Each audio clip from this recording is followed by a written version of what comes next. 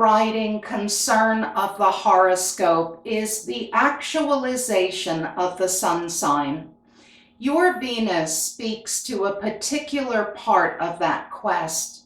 Her placement spells out your value system, your sensibilities, and your decorum, or what and who you decorate your life with.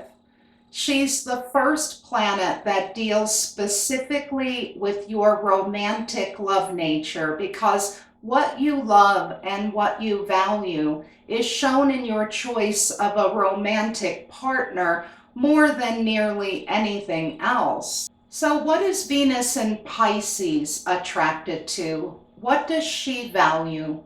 What is she open to? What does she desire? To answer these questions, we have to go back to the symbol associated with Pisces, the fish. As I said before, the zodiac becomes more complex as we go. Pisces is the final sign and therefore the most involved. Look at the peculiar thing we have here. Fish swimming in opposite directions with a space in between them, connected by a cord, and this is important, seemingly unaware of each other.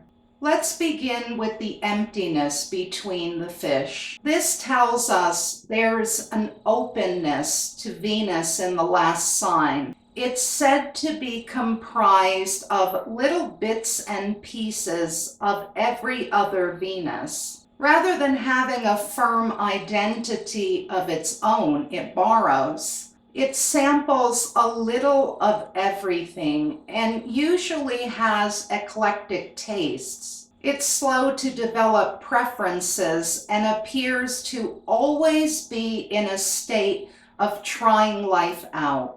And this is also where the trouble begins, because that openness is double-edged. It makes them diffuse by nature with loose boundaries, just like water. In Pisces, we have the wateriest of all the water signs. And water is a shapeshifter. It can flow, freeze into a solid, or escape into gas. So Venus in Pisces is capable of great flexibility, the heights of love, the depths of self-debasement, the extremes of warmth and cold, the ability to love deeply, but also to twist into a pretzel for another person's sake.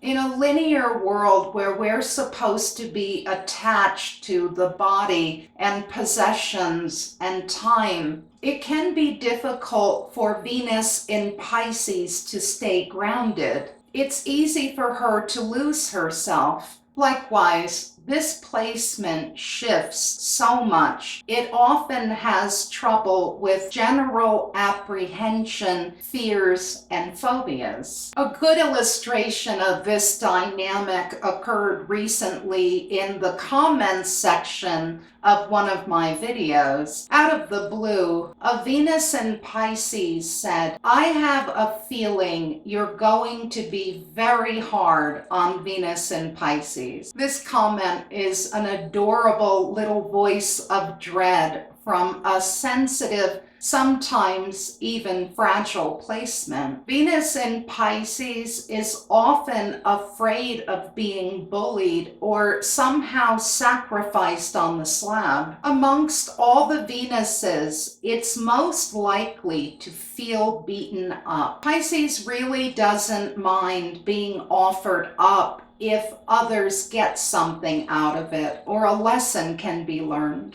Pisces is associated with martyrdom, sacrifice, and service. The impulse is to lose itself in a larger sea of energy, to reduce personal power, to give on the deepest level imaginable, to give in a way that cleanses the soul. This leads to a real can of worms, or it can, because you have to be very conscious to do all that well and in a way that isn't self-destructive. All the water Venuses are mysterious and eccentric, but this one is particularly difficult to pin down. And on a practical level, that space between the fish allows anything to flow in, anyone. So they have to be careful that they love themselves enough to draw in love and kindness. If Venus in Pisces is mentally and emotionally healthy, there's something gorgeous about the level of vulnerability and receptivity it will embrace. This is a placement full of emotion and open-hearted compassion at its best. But let us not forget that while its ruler, Neptune, is god of the majestic sea, he's also god of tidal waves and earthquakes, violent and unanchored storms. So in a relationship with Venus in Pisces, the laid-back person can turn dark and the fights can easily spill into something ugly. The still, calm waters of this placement can be covering up sea monsters. You always have to consider how frightened Venus in Pisces is at any moment. If they feel like a wave that's separate from every other wave in the ocean, existence can be scary. If they know that they're an integrated part of a big and powerful sea, they're peaceful and even blissful. Do they interpret life as war, or do they perceive a friendly universe? Such questions occupy the mind of this placement. In fact, they like questions and questioning, inquiring within, because good questions, meaningful ones, can cause an altering of perception. Questions allow the mind to become open and fluid. They act as channels through which the waters of the personality can flow.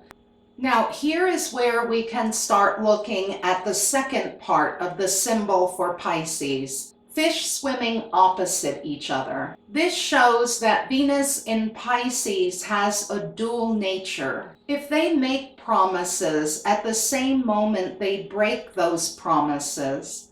If they sincerely answer yes and no to the same question, rest assured they mean both. How can that be?